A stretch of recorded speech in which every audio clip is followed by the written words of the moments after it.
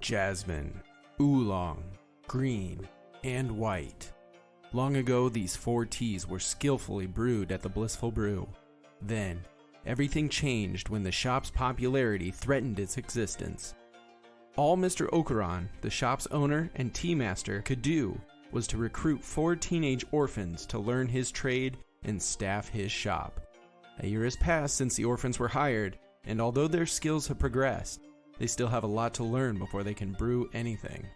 But I believe that they have the potential to make the Blissful Brew the greatest tea shop in the world. Last time on Benders and Brews, an Avatar Legends podcast.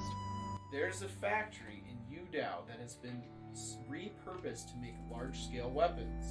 We need you to break into the facility and hit them in several key points in order to severely disable it. The furnace, the assembly line, and the casters. Nothing a trusty clipboard can't get us into. I'm with OSHA, sir. I'm here to do a little check of your construction site. Make sure everything's up to code. I'll tell Guohan, you go over to the assembly line. Mika, you make your way over to the furnace. I'm just gonna, reach around and just Poke a hole. Yeah. And I'm gonna put a sledgehammer on my shoulder and start walking towards the caster and just break them. Whoa, you're over at the assembly line.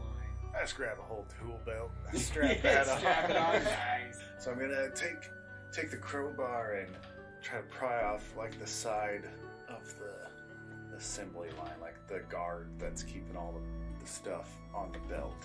So Guo's gonna use the hammer now and just start untightening bolts underneath there. And as you do, things start to buckle a little bit on the assembly line, and you can hear it just to a stop. You've caused such a versatile amount of different damage. A voice emanates from behind you. He says, "Name's Mayu Yinyu."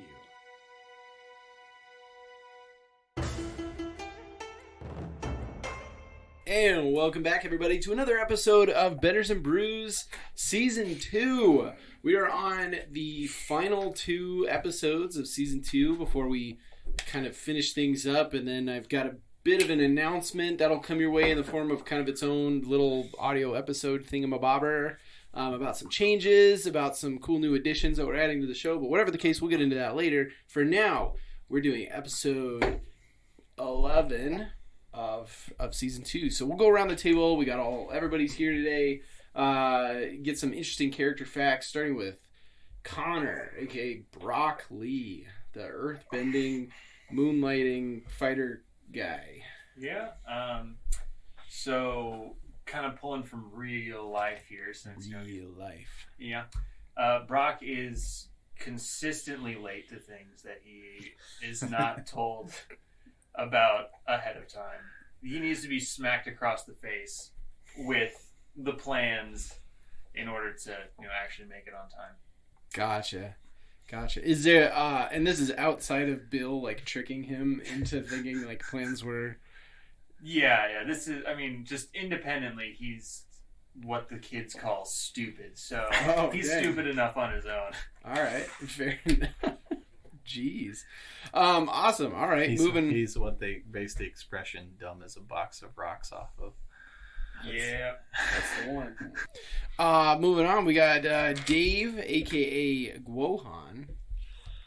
So Guohan, he would travel city to city with the carnival, and he wouldn't always get fed the best. And what he did get fed was kind of bland. It's like a bowl of oats.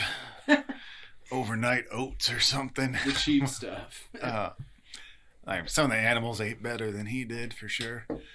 But he picked up a bit of foraging skills along the way. So as they were traveling, he would look at what other people were eating and stuff, and he figured out what herbs and spices and plants he could find along the trail and add to his food. So he's like Remy at the beginning of Ratatouille, where he finds that chunk of cheese, and then he's like, what would be great with this cheese? And then he found some, I don't even remember what it was, some kind of grass or something, and then he squeezed a little bit of residue or water or whatever from it, and Interesting. Oh, that makes sense.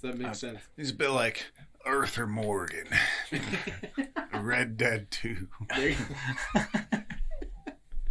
Man, Glow's really making quite the like chef character. Yeah, he's turning into a bit of a foodie. Yeah, he is. I love it.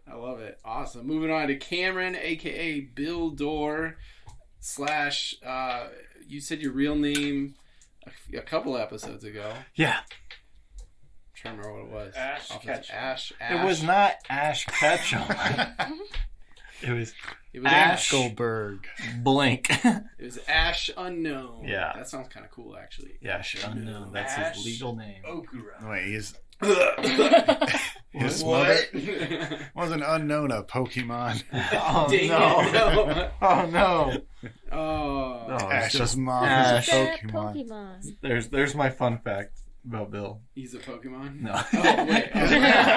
Isn't there a weird Pokemon theory that Ash's dad is like Mr. Mime or something? Well, yeah. Or no, it's Professor Oak. Yeah. But also, like, what's the relationship between Mr. Mime and Ash's mom? I don't know. Because he does live there and does all the house chores and stuff. But yeah, okay, sorry. What is Bill's fact? Oh, it was just that his real name's Ash. We We already already knew that. Okay. What I was going to say What's is... his last Oh. I'm not going to say what his last name is. Because that could show up later. I don't know. Yeah. I feel like it's kind of an important name Sure. It's not. in terms of the...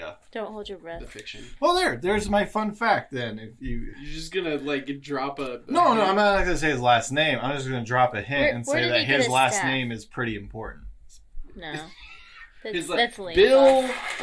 Ash, pretty important. That's pretty important, yes. No, This he's is from wordy. It's like the clipboard a thing. Ash or Bill is from a rich family.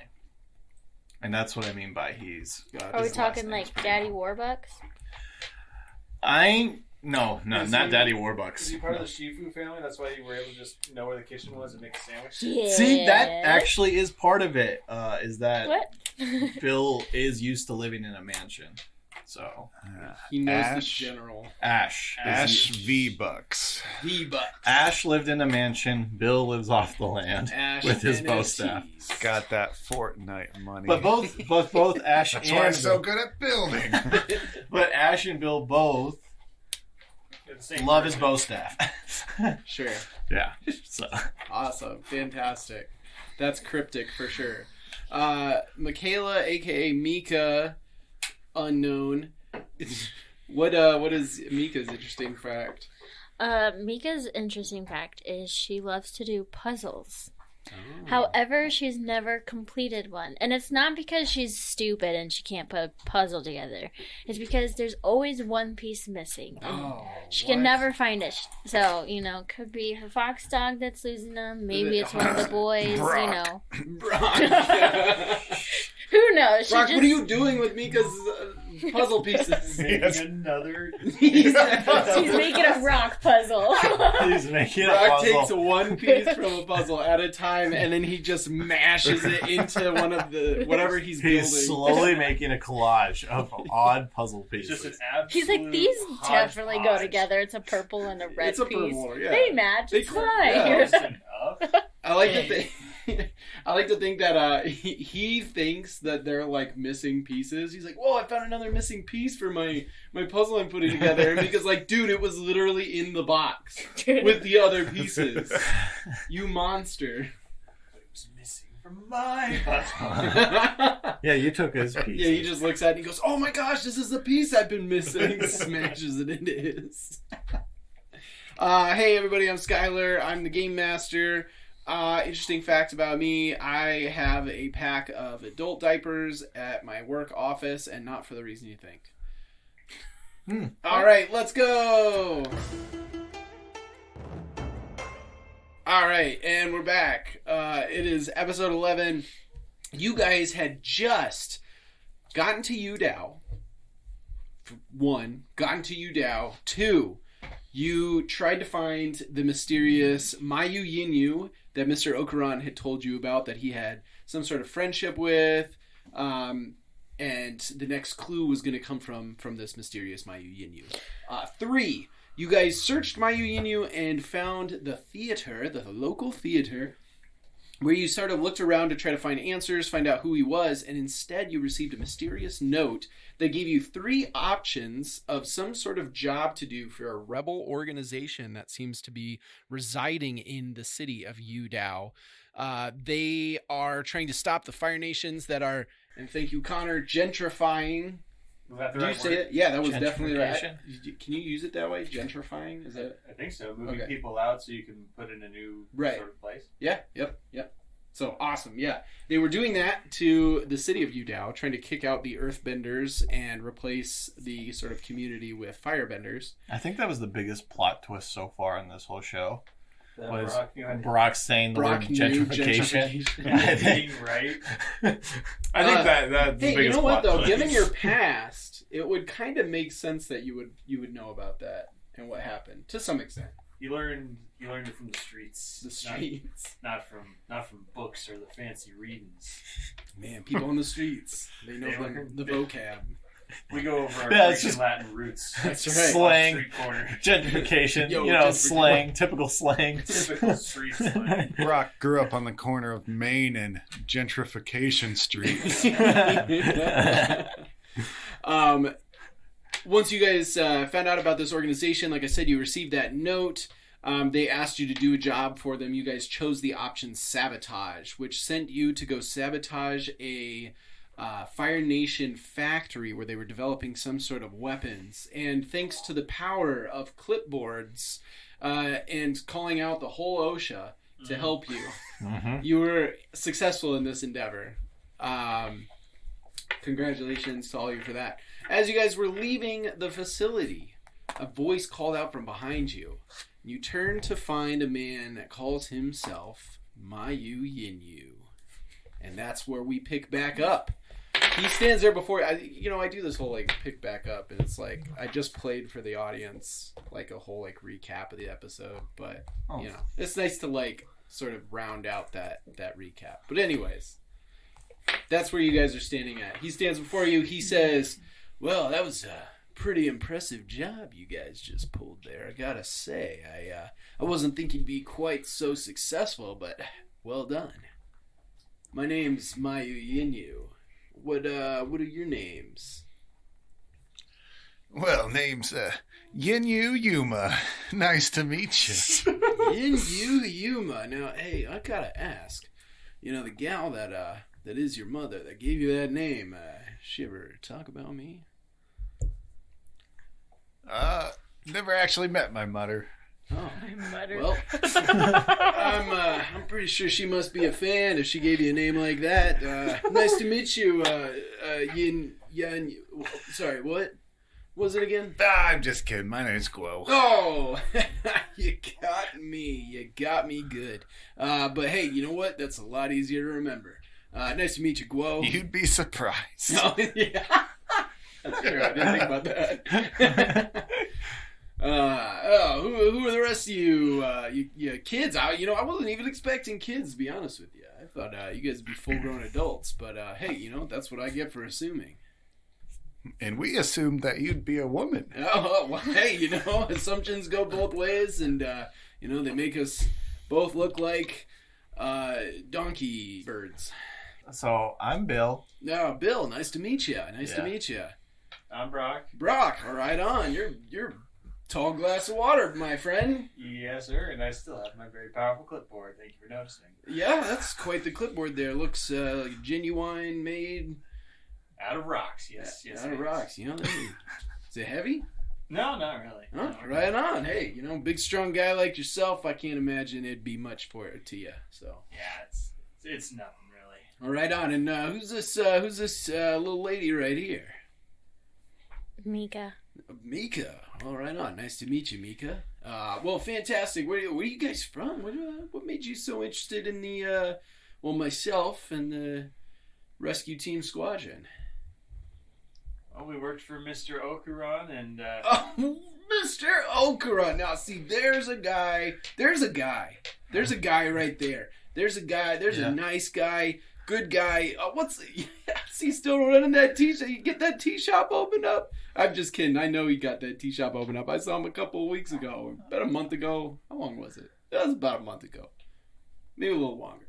Do we tell him? Sure. There's nothing to tell. Yeah, there's plenty to tell. He's discussing something to tell. It sounds like there's something to tell. well, yeah, we're here about something important. All right. Mr. Okuran, Right. he's dead. Oh. Something And important. this guy has been pretty smiley and chuckly and real charismatic, but you definitely see a real sadness kind of fall across his face. This sort of like graven physique, you could say, kind of comes over him, and he looks down at the ground and he kind of just kicks at the dirt, and he's like, well, that's not cool. That's a real bummer for sure. How'd you know him? Oh man, me and Okuran, man, we went way back. He came to UDAO. I was performing, but I had a sore throat, and I'm not trying to brag or anything, but I'm a pretty big deal around these parts, and I've been performing for a long time. Not that I'm old or anything. I mean, I'm only like 32 after. Okay, 34. You got me, but I digress. I'm only 34, and well, like I said, I'm pretty good at what I do, and so it's a big, nerve-wracking deal to know that I was about to go on stage, perform in front of a bunch of people, and I mean, my throat was messed up, and there was nothing I could do, and I just left. I just ran out of there. They had to do like an encore performance for my opening acts, because I wasn't there, and they're freaking out. They're running all over. Only thing I could think of to do, go get some tea. Maybe that'll help, You get a sore throat, get a frog in your throat, whatever the case. You drink some tea, put some honey in there. Sometimes it helps work itself out. Sure enough, I see this little traveling, this chunky guy running a little tea stand or whatever, just make his way through UDAO. I don't even think he was living here at the time. Well, I know he wasn't. I talked to him afterwards. I digress. Anyway, so he gives me this tea. And he's like, this will fix you right up. He does a pretty good impression of Mr. Okuran. And I drank that, and man, I mean, I don't think I ever sounded better. I'm not going to lie to you. It's pretty fantastic. I ran back to the theater. I gave him some tickets. He came along. I think he left the show a little early because he just sold tea to the people as they were leaving, which, hey, gotta love the hustle. But yeah, we had a couple of drinks, and I offered to let him stay at my place for a couple of days. We really got to know each other. And yeah, he's just a generally great guy. Sometimes I go down to Gowling. Is that where you guys are from then? None of us are, right? That's where we live currently. Yeah. I would say so. Oh, That's okay. where we came from. Right. Oh, okay. Right Yeah. on. So that's probably how you met him. Well, right? we all worked at his shop. Oh, really? So he did get it up and go. Well, like I said, I knew it, but I didn't know he had a full staff. I mean, that's a Yeah. lot more than he said it was just a little old tea shop, and I'm just thinking his little mobile, Yeah. whatnot that he had going, and wow, that's awesome. I mean, I guess it's not as awesome because he's not around anymore. But We all have our time. yeah, I suppose so. Yeah, man, I'm gonna miss that guy. But we're doing what we can to keep the shop open. Oh, awesome. You see, after he died, they wanted to close it. And the only way that we can keep it open is if we can get his will. Mm. But he, for some reason, carefully hidden his will behind a series of riddles, puzzles, like a will scavenger hunt. And you were the next clue. And I mean, what was the last clue that you found? Go on. You found this guy? No, he has the last clue. Oh, that's a good one. But no, we found this box with a letter. Well, it had letters on the bottom. We had to read between the lines of the letter. Right. To find you. What was the last clue? I don't remember. Well, out of curiosity, you mentioned a box. It wasn't by any chance a music box, was it? It was a music box, yes. Interesting. Well, that would explain the weird package I got from him a couple of weeks ago. A couple of weeks ago? Yeah, he sent me this weird package. I opened it up, and there was a kalimba in there. which I thought was odd because I mean he knows I play, but I just it's not like I've ever like needed one, and it didn't seem all that like I'm not trying to sound rude or anything, but it didn't seem different from just like your typical everyday kalimba, whatever. But it was a nice gift, and there was like a weird letter in there, and it mentioned something about some kids that would come asking for it, which I've been talking this whole time, and that just didn't click with me until just now. So hey, that's probably you guys. Do you have that kalimba on you?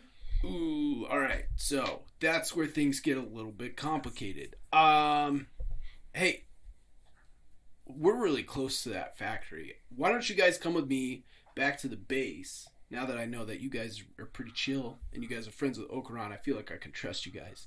Why don't you guys come with me to the base and we can explain everything, and I can help you figure out how to get this kalimba. Because I'm actually in a little bit of a dilemma with it as well. Not the kalimba per se, but something adjacent to it. And, I could probably use your guys' help. You guys could use my help. I think it'll be a solid situation for everybody, honestly. If that's cool with you guys. Sure, yeah. Awesome. Yeah. So he leads the way, and he takes a few twists and turns, but he kind of keeps you guys just on the outskirts of the city. You guys go through like some bushes and some other stuff. It feels kind of weird. He's just like leading you almost deeper into like the woods outside the city.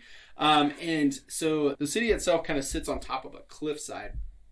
So he takes you over close to the edge of the cliffside, and he pulls back some bushes, and you see what looks like one of those mail chutes, kind of like what you saw in the Avatar show, right? The mail chutes that they use to move little slides that they can send packages all across the city on, right?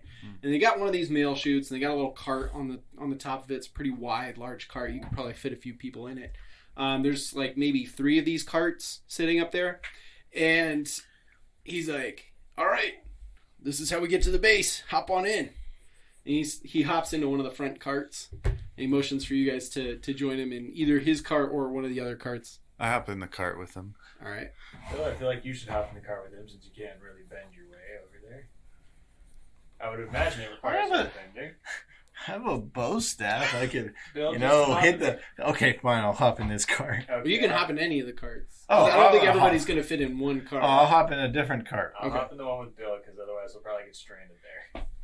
I'm not Meek, are you hopping in My Brock. your own cart? All right. I can use my bow staff to, like, paddle. Okay, fine. I won't help and you paddle us both. I don't think we need a paddle. It's pretty downhill. That's true. Oh, it's downhill? Oh, yeah. Oh, I thought it was like a railroad track. No, it kind of... So basically it's going off the cliff, like almost over just nothingness, right? And then it seems to like kind of curve off down towards lower cliffside. Brock, I think you're going to love this. I will, for sure. All right, so... He's going to be like, stick your hands up. It's more fun. Mayu Yinyu pushes off his with glow in it. Bill, I'm assuming you're pushing off with your stick as best you can. Yeah. It takes a little bit, but sure enough, yeah, you're able to push it onto the track. And once you're kind of on that, it starts to just kind of carry you down. Mika, what are you doing to get yours going? I am using my water from my thing. My Okay. drink catcher. How describe to me what this looks like. I'm using it to push from behind, so it's just like Okay. a whirlpool in it, and since pushing okay, me. so then it's just kind of like Yeah. donking the back of it until it gets on the tracks. Yeah. Okay, cool. All right, so you're able to push yours onto the track as well, and that kind of, again, inertia kicks in, and you guys start going down. It is a pretty wild ride, lots of speed. You guys, some of you maybe lifting your hands up in the air because it feels kind of like a roller coaster. So basically what it does is it curves off the edge of this cliff over just nothingness. You can see just underneath, as you look ahead on the track, there are some like tall sections of wood that kind of hold this track up as you go down. But I mean, it's not big and it's not like looks super sturdy. So it's a little bit nerve-wracking. But as you guys kind of come around this curve, you can see that what it does is it kind of just shoots you right into the side of the cliff. There's a big opening and you just go right inside. Yeah, sorry. You go right inside this big opening And then once you get into the opening, everything's just pitch black, but you're still on the move, which is absolutely terrifying because you don't know where you're going at the moment. Mayu Yinyu shouts, behind him, don't worry, it's a little bit scary, but we're going to be okay. Trust me, I just came down this earlier today, and it's good to go. Don't worry. And sure enough, eventually you can see a light at the end of the tunnel. And as you guys come to the end of that, it opens up into this massive cave. I'm talking like, city-sized. You can actually, as you guys kind of slide into this, you can see small buildings actually passing by you as you kind of come in. And you see people. There are people in there. There's hundreds probably of people that are inside of this cave. They're moving from these buildings to buildings. It's almost like a mini town inside of this massive cavern that seems to sit underneath the entire city of Yudao. And eventually your cart slows to a stop, and there's kind of like a little end of the track section as it slows. And as you guys reach that, there's a couple of guys, earthbenders there wearing earthbender uniforms. And as you guys get out, they kind of like use some earthbending to kind of start pushing the carts back up the mail chute. And you stand inside of this massive Rescue Team Squadron base that, like I said, is almost like a small town underneath the city of Yudao.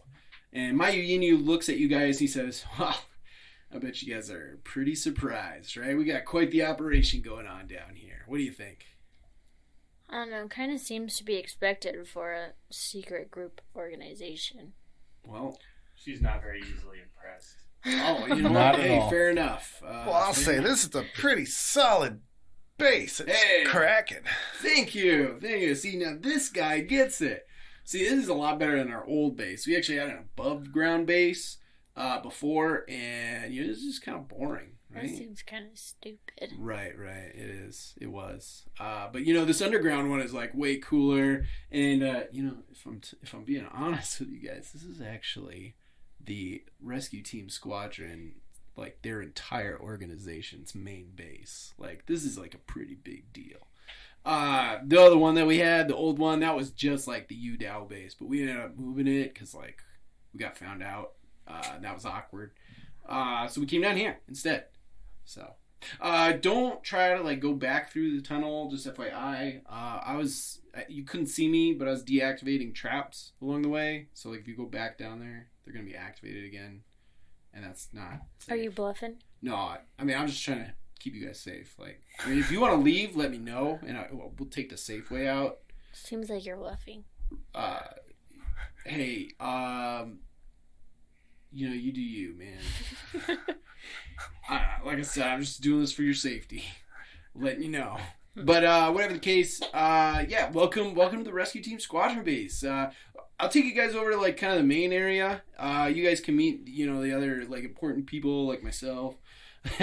And we can kind of get you guys informed on what the plan is. So as you guys are walking and make your way through this, like I said, practically a town, you see a lot of different things. There's stations where blacksmiths are working to make weapons. There's training areas where rebel soldiers are working on their fighting styles and their bending. There's medical bays where healers are taking care of the weak and sick. Not all of them, you can look and you see that not all of them are rebel soldiers. Some of them are just kind of general citizens. There's children, there's elderly, just like earthbending, waterbending, Earth Kingdom, Water Nation, etc. Just individuals just kind of seem to exist here. It's a very like melting pot of the Avatar society. There's other similar facilities. You might pass by it just a little too fast to be able to see what it is that they do there, but I digress. Like I said, it's very much like a entire city down here. You actually even watch as some earthbenders are just kind of using their earthbending to kind of erect a little house for a small family that's just kind of sitting there, and they like go inside and you can see them like doing a bunch of stuff to make the furniture and like the other parts of like the inside of the house and everything. So you can tell that like thanks to the earthbender's ability to manipulate the stone and manipulate the earth, it's really easy for them to put up a base like this, to really just build the buildings that they need and so on and so forth. So as you guys continue following Mayu, you come to what looks like a big kind of open concept facility.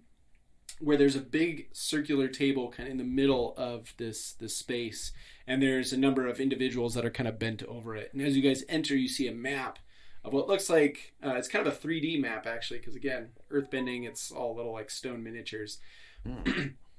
And you see them kind of like pointing at different spots on this, what looks to be a large building or facility, kind of set inside of like what seems to be like ruins. And they're all kind of analyzing it or pointing at spots and talking to each other. And as you guys are walking in here, Brock, you actually notice a familiar face here. Oh, do I? Yes, you see Sora, your friend who helped you break out of prison. Girlfriend? Do I now? You do now. And she seems to be kind of just standing off to the side, kind of just overseeing it. But as you guys approach, she looks up and she sees you, and her eyes get really wide, and she starts waving, and you hear her shout out, "Oh my gosh, Brock Lee! What in the world are you doing here? Did you finally decide to join up with us?"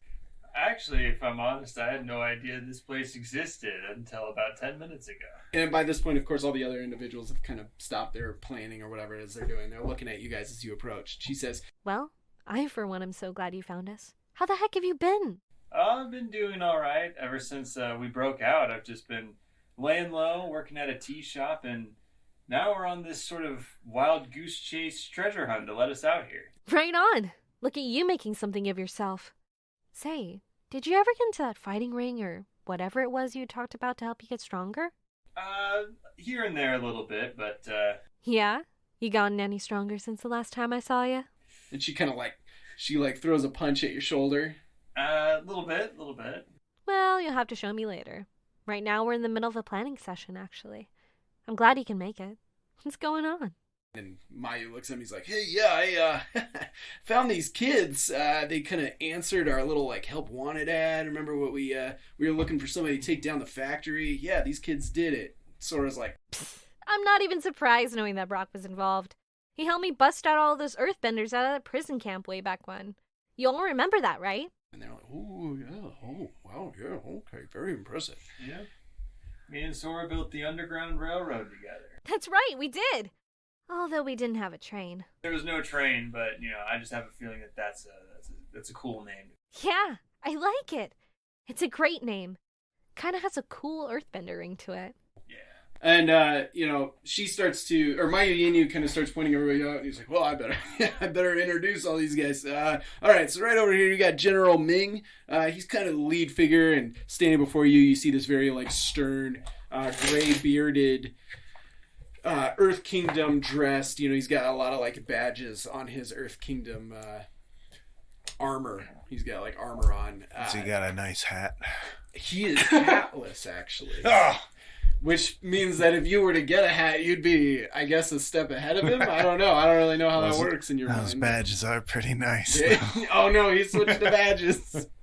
But yes, he looks very stern, and he just kind of gives you one of those, as he gives you a slight nod as you approach. She points over and she says, "Over there we got," sorry. Then Mayu points at Sora and he says, "This is Colonel Sora Bola. It sounds like Brock, you guys already know each other, so I mean that's kind of helpful." You guys see Sora; she's actually about your guys' age, but she too wears some very nice earthbending kind of military clothes. She has a couple of badges as well. They're different badges. If you look back closely, they're different badges than what the general has, but she just kind of has a big old smile on her face. She has like blonde hair, if I remember correctly. It's kind of short. It's about to like her, I don't know, chin line. I don't know how. To her shoulders? Pretty close, yeah. Just shy of her shoulders. Got a little bit of freckles going on. And like I said, she's just got a big smile on her face. She's pretty excited to see her old friend Brock. Mayu continues. He points over. He says, "This is Major Sato." And Sato is wearing a waterbender clothing. He is also an older man, very thin, unshaven. He has these large, wide-brimmed glasses on, and he reaches up and he adjusts them with, one of his central fingers, like some sort of anime protagonist character. And he says, "It's a pleasure to meet you." He points over to the next person. He says, this is Captain Lena. And you see a woman standing there, and she gives you all a smile, and she's like, hey, it's great to see you guys here. It's great to have some more people helping us out. She just seems like a bright person. She doesn't wear clothing that alludes to her being a part of any... No. Oh, sorry. Yeah, I'm going to have to rephrase that. She doesn't wear anything that... Gosh, damn. Whoa! The clothing she has on Keep doesn't your allude mind that at she's it, part Kevin. of any particular nation. It's sort of like gray colors mixed with some, maybe some neutral... Oh, yellow sounds weird to like pair with gray. I don't know. Orange? Sure, yeah, orange. I don't know. It's not... But she doesn't seem Fire Nation just based on the style. She just kind of seems unaffiliated, let's say that. He continues. He says, over there we got Dr. Over there we got Docker. Dockers. Dr. Joe. We got a right. pair of Dockers if You anybody have needs some a stroke. pants. Yeah, maybe. Over there we got Dr. Takahashi. He's our medic, and you see another man. He's just kind of standing at attention. He's just got a nice smile, but he seems very silent, and he just gives you a very kind nod. Next up, we got engineer Nakamura and technician Kim. I mentioned them both together because, and they kind of like put their arms around each other and they wave. It's a nice couple. They're like maybe in their 40s, early 40s, because they're together. They're married. So yeah, Nakamura and Kim. And they're like, wow, it's so great. It's so great to have you guys here. Yes, it's always great to see you next generation taking part in what we do around here. And then of course we get back to myself, Mayu Yinyu. I'm kind of the voice.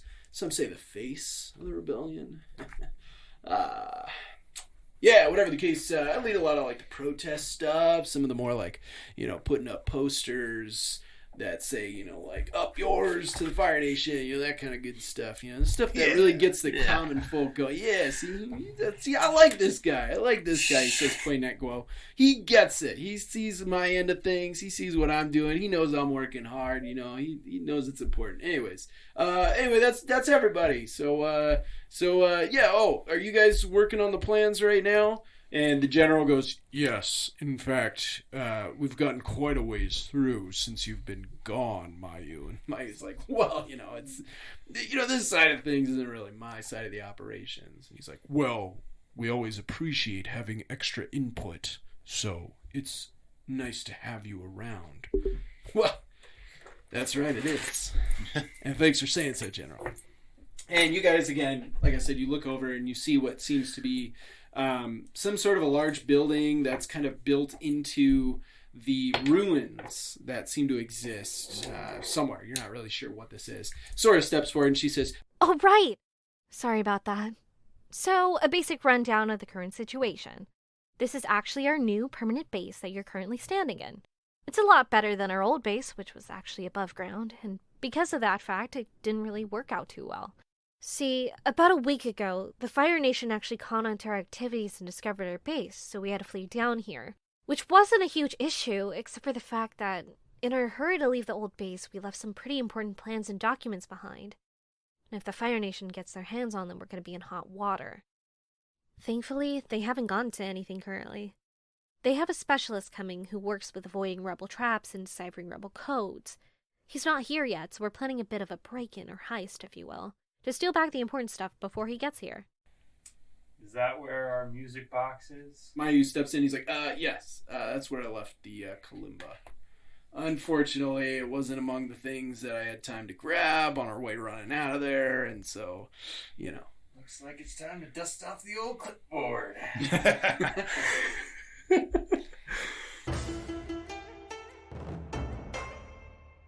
Snyder's Return is a tabletop roleplay interview and actual play podcast. We chat with content creators from both mainstream and indie publishers, and we release actual play episodes of systems like our City of Mist game, Meddlers, Monsters and Madmen, and more games coming in the future. We also have a TTRPG review show on YouTube, Fly Like a D6. Come and check us out. You can find us on Twitter @ReturnSnyder, Instagram, Snyders_return. You can find us on YouTube at Snyders Return, Discord, and everywhere you get your podcasts.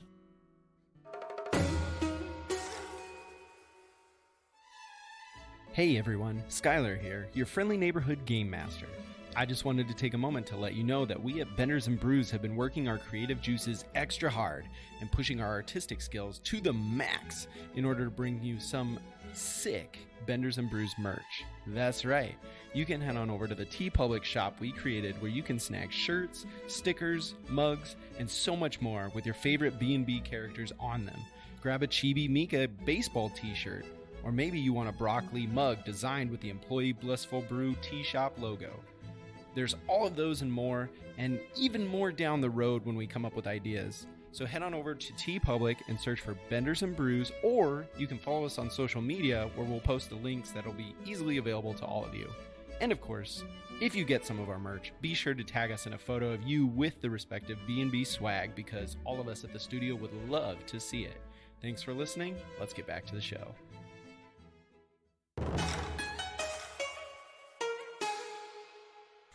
Everything that comes out of his mouth, I feel like, is a lie. My mouth? Mr. Mayu Yinyu. Yinyu? Yinyu. You don't trust him? He just seems too carefree and like, yeah, man, that's totally where it's at. Brock's Wink, super wink. carefree, and you. But Brock sounds more. More what? Good. Finish your say sentence. it. Trustworthy. Say it with the chest. More what? Mayu Yinyu seems like a great guy to me, Mika. Well, you love everybody. She's got That's not true. got you there. That's not true. I hate some people. Okay, who do you hate? The team. Besides just a general group of Fire Nation. Madam. I never Yeah, said I Madam- hated Madam the fire. Yinyu. You don't hate the Fire Whoa! Nation. Hey, that was traitor. No, I'm just kidding.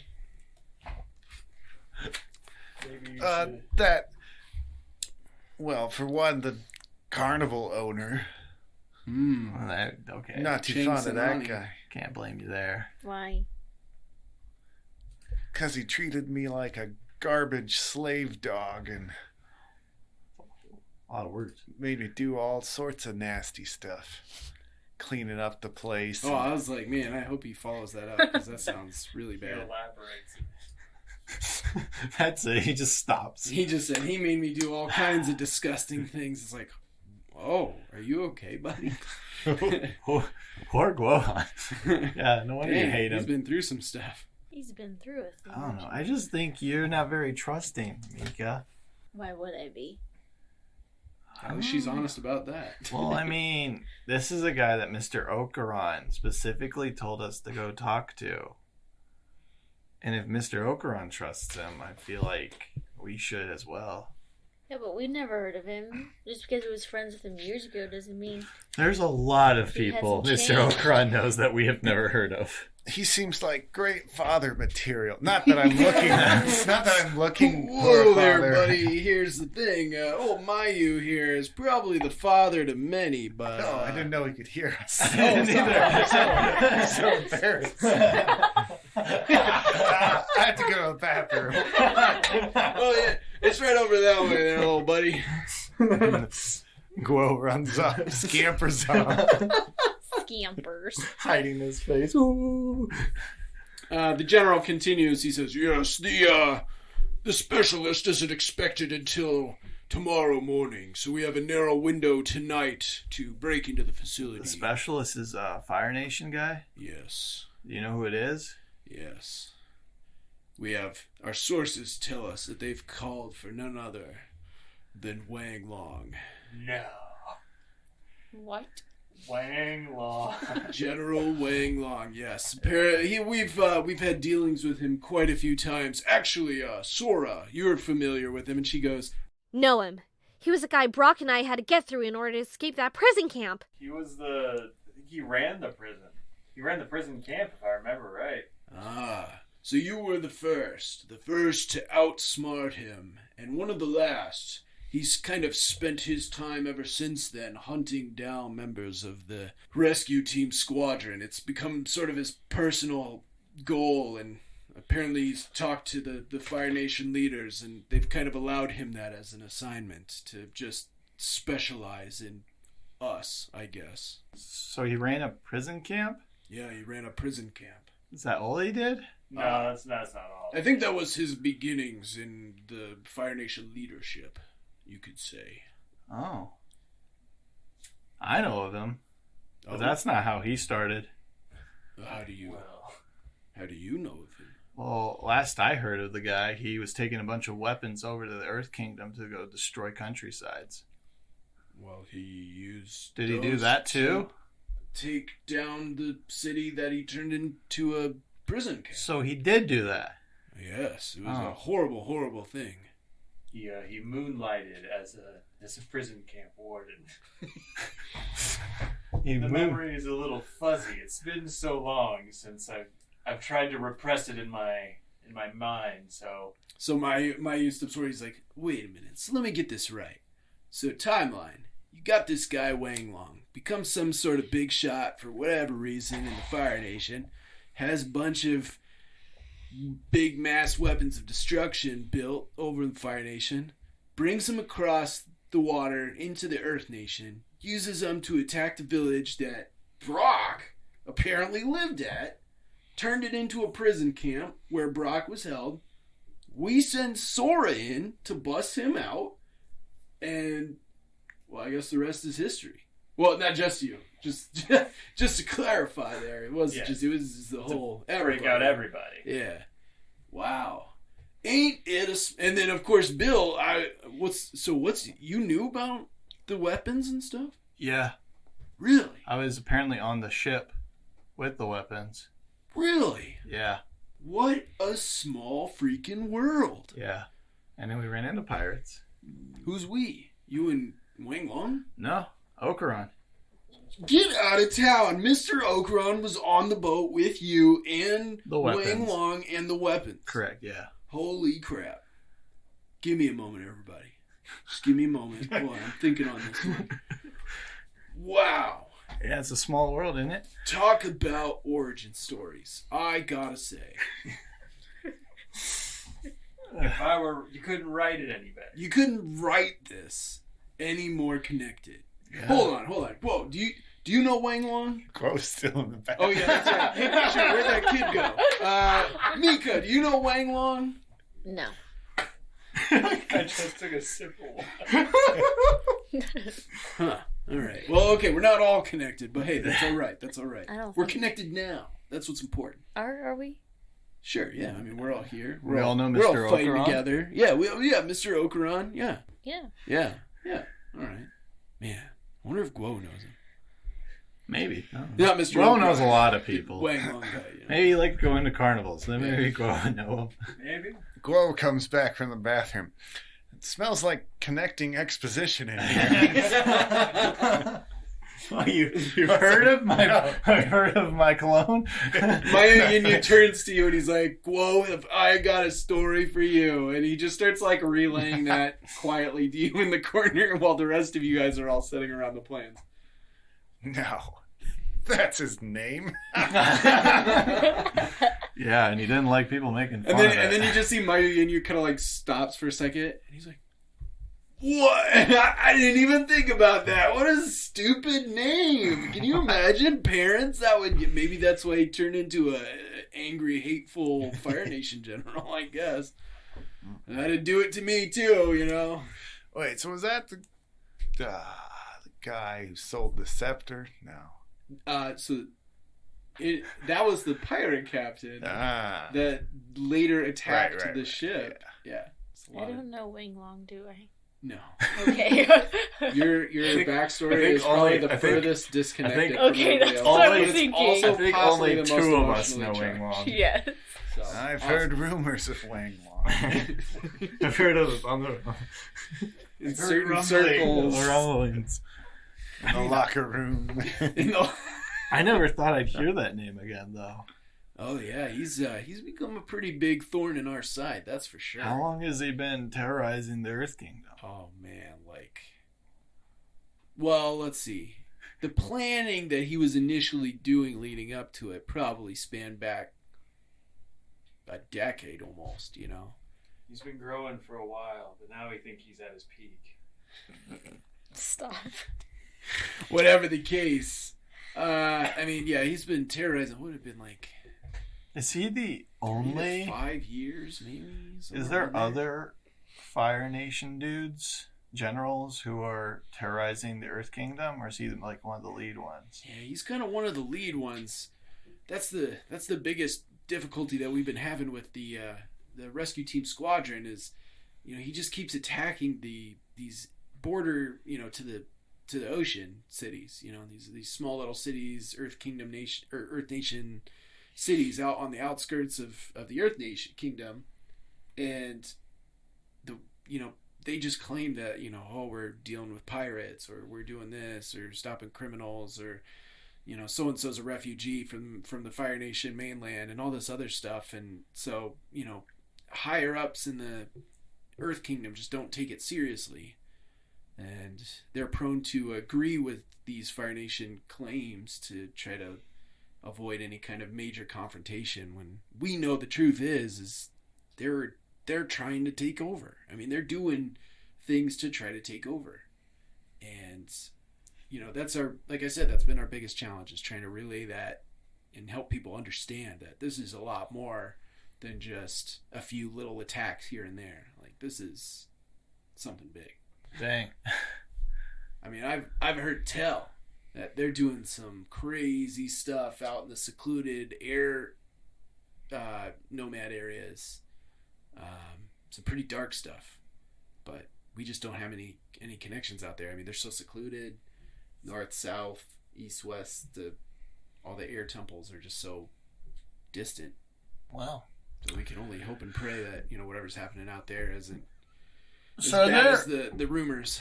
So are there Fire Nation people inside your old base? There's probably a couple guards posted out, but I don't think there's anybody like I said, the specialist doesn't get here till tomorrow. I don't think it's going to be a huge issue to get in there, get the stuff, get out, so long as we do it fast. Like I said, as soon as the specialist gets here, he's bringing probably a small squadron himself. They're going to be well armed. They're going to be well trained. It's going to be a hassle. You think he's bringing more weapons? Big weapons? Yeah. Probably not at the moment. He's probably coming from another Earth Kingdom area. Like I said, they called him in because this is kind of his specialty. We are. So we gotta move fast. Yes. Tonight, yes. Huh? Here soon, honestly. Probably next couple hours. If you guys let's are go. willing to be a part of it. Yeah. Maybe. I mean, What's like I said. the plan? Sure. They kind of point out this diagram of this facility that they used to have. There's a variety of different areas leading from front to back. There's, you know, kind of this medical facility. There's a guild space where they had like the tanners and the blacksmiths and so on and so forth that were putting the weapons together for them. They had an armory. They had a training area. They had stables. There was the living quarters for the members, because this was just a base for like the Rescue Team Squadron team, right? This whole city that they've got going on down here, I mean, it's so much bigger, and they've got refugees and people that have survived attacks that just don't have anywhere to go, things like that living here. But this was explicitly for just the Rescue Team Squadron. They had bathhouses, and of course they had like a big front courtyard, and overlooking that was a large building that kind of sort of encompassed the outside of this courtyard. And there's a small room in the top of that was the command center, and that's where the plans are being stored. And he said, unfortunately, we made it so that you really can't come in through the back. There's no openings, there's no windows or whatnot in the back. So unless we broke something down, which obviously that would alert the guards, it's going to be kind of tricky to get in there from that end. But we could definitely hit it from the side, pop in from one of the windows. Like I said, run in there, grab the plans, bada bing, bada boom, be out of there by midnight. No big deal. If you guys are down for that. Sounds good to me. Sounds like a plan. Let's Awesome. get out of here. As you guys are kind of nodding, and he's like, "Well, hey, you know, if you guys are ready, we can head out now. If you guys are cool with that." Sure. Yeah. I'll go. You guys go. I mean, smaller team's probably better. Yeah, let's just us go. So, like, pulling a mission like this off, that's got to be worth, like, what, 2 badges?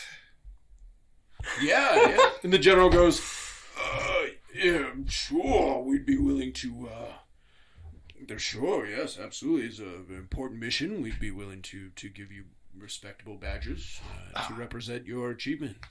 If you can bring back the plans, not get caught, so on and so forth. Oh, of course. Yes. All right. I didn't know badges meant so much to you, but I'll have them ready. He's collecting a wardrobe. A wardrobe? From all of our adventures. Trophies. He still has the hat, right? No. He lost the hat. Yeah, He lost and the hat we in the jumped out the swim. boat. Oh, yeah, he lost the hat. Yeah, Dilbert has a hat, though. That's true. Where is Dilbert? Probably just... He's right here. He's tired from all that sabotaging. That's true. Awesome. As you guys are kind of like, hands in the middle, break, kind of level energy, turning around, ready to go. Mika, you hear a voice No. as you turn around. No. And it simply says, Mika. And you turn around, and none other than your dad Shut up! is standing there. And he sees you, and his legs literally just like tremble, and he just falls, like he just buckles. They can't keep him up anymore. And he just holds out his hands. He's like, Mika, is that really you? What? I just fall to the ground where I'm at. oh man, this is really awkward. Yeah. You're both just laying like on your knees there, like reaching out to each other, and neither of you is able to. He okay, fine. He picks him. I have to pinch myself though to make sure I'm not breathing. Sure. He picks himself up, and he just runs over to you, and he gives you a big old hug. He says, Mika, I never thought I'd see you again. I thought you were dead. I thought you were dead. You're the one who disappeared in a giant avalanche. I woke up at the bottom of the mountain, covered in snow, and I spent days just digging through the powder in hopes that you were okay. But I never found you. So I figured you must have come down on a different slope. And I went searching thinking you must have gotten lost in the woods. I spent a week wandering through the woods, hoping maybe I'd find you, or even some tracks that you left behind. I ran into 3 hunters that claimed they saw a witch that was disguised as the little girl. I came across some weirdos, but they were mean. They said this witch caused them a lot of trouble, and I was glad to know you were still safe. Thanks. But I don't understand. Where did you go? How did you get here? I found some old man, and he took care of me for a while. Well, that's certainly a strange direction to go. But as long as he took good care of you.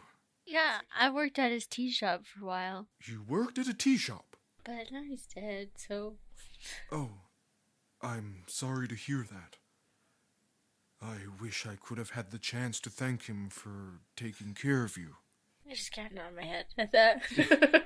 And you guys spend some time kind of sharing your stories up until this point, back and forth. He tells you about how after he couldn't find you, he managed to sort of he just kind of wandered into Udao, and the people there, he saw the Fire Nation influence and such like that. He heard some of the stories about what was happening and how they were, attacking even to the Water Tribe. And he knew that wasn't safe, and he wanted to be a part of, trying to stop them, but he also wanted to be a part of finding you. And they talked about how he managed to find members of the Rescue Team Squadron, and they talked about how they had some organizations that would go out to some of these cities and towns that were being attacked or were under some level of Fire Nation control, and he volunteered to be a part of that in hopes that maybe one of these towns that he would get sent to, he'd find you there. And he chuckles about how ironic it is that, you know, he's been on this away team so much, and yet he finds you right here in the Rescue Team Squadron base, and he thinks, you know, whatever gods or spirits or whatever are out there that, you know, he was here now because he was gearing up to leave in the next couple of days for another mission out to another town. And he's like, man, if I had missed you and, you know, you went on your way and that whole thing had been missed, and he knew, he found out about it somehow, he would just be a little bit torn apart, but also, you know, to some extent happy to know that you were still okay and alive. So, but nevertheless, you guys, you know, share this touching moment, and eventually Mayu Yinyu walks over and he says, well, I don't mean to break up this beautiful reunion between father and daughter, but then don't. Oh, well. And your dad says, oh, no, Mika, it's all right. Mayu has been a close friend and was a big part of getting me involved in the Rescue Team Squadron. Mayu, what can I do for you? He says, well, we were actually getting ready to head out. I wasn't sure if Mika was going to come with us. I mean, you'll still be here when we get back, so not to, like I said, pull her away while you guys are having such an important reunion, but, you know, we can get that done and then come back here and then, you know, go from there. If that works for you guys, it'd be great to have from what your father's told me, a pretty talented waterbender, you know, on our team. I mean, he can just come with. Well, I could come with you all if you'd like. Okay, let's go. All right. Sure. All right, so you've recruited your dad. He's going to come along. It's going to be interesting. Awesome. All right. Sounds good. So there's actually a sort of earth elevator that you guys take to get back up to the surface. And Mayu says, yeah, this is usually how we get back up. You know, we like to come down the chute because it's really secluded and hidden and stuff. But we like to leave through this because it's more direct. And, you know, it's a little bit more convenient. But we usually don't use the elevator both ways because we don't want to, like, draw suspicion. So, you know, just to justify that, you know, because I'm sure you guys are sitting there wondering, like, well, why didn't we just come down this way? I mean, the slide was fun. Slide was fun. Yeah, Can't blame you. and this slide is actually. fun. It was great for morale. Exactly. Yeah. And we haven't had any incidences with it, which is a good sign. Yeah, the elevator's okay, I guess. Were you hoping for like an up roller coaster? Of course I was, Bill.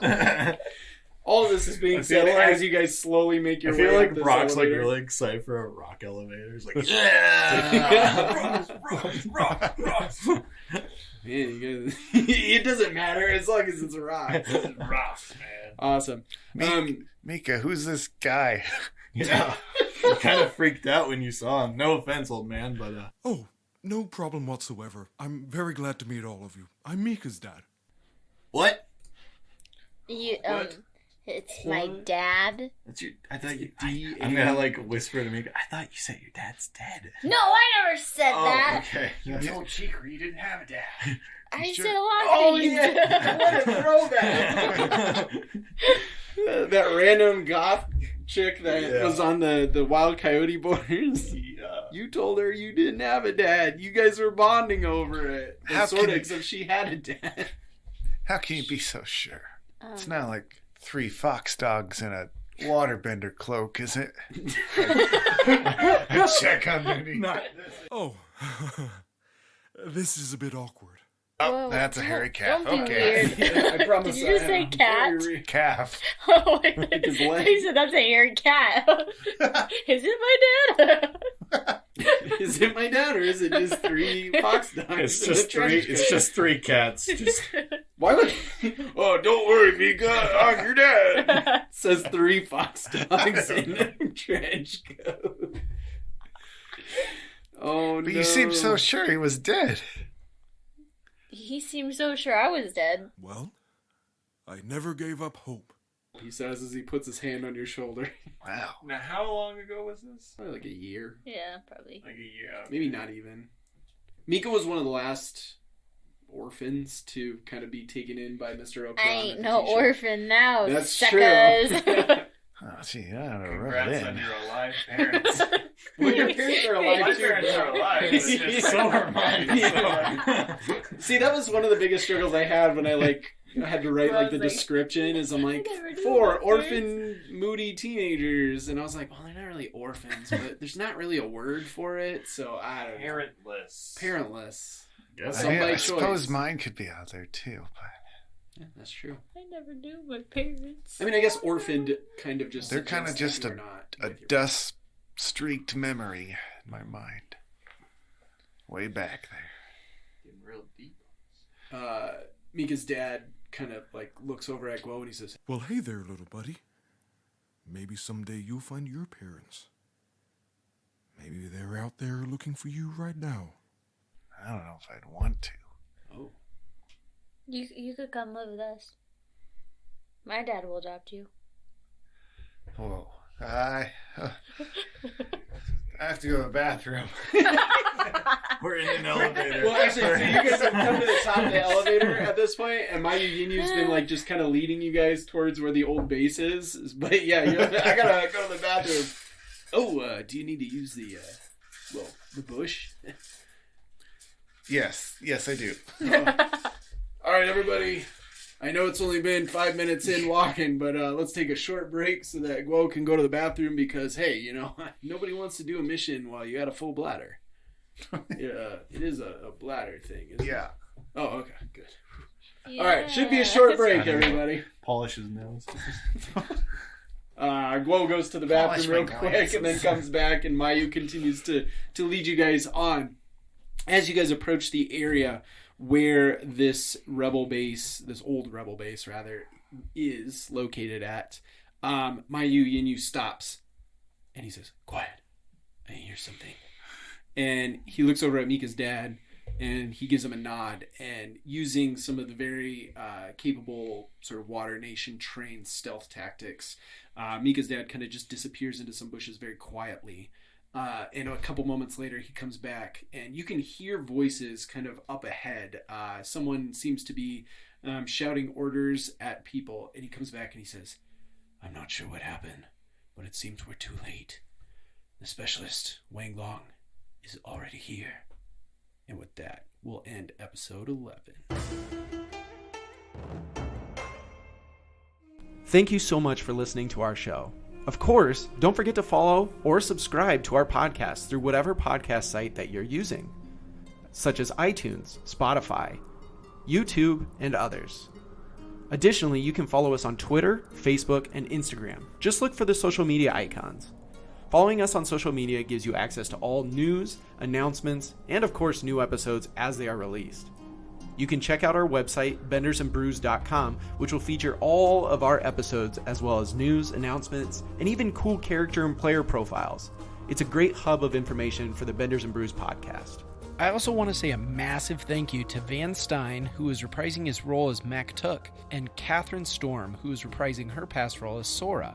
Be sure to check out our prequel episodes, which feature their voices and original appearances of their characters. And if you're in need of some amazing vocal talent, be sure to get a hold of them on Casting Call Club. Links to their profiles are in the episode description.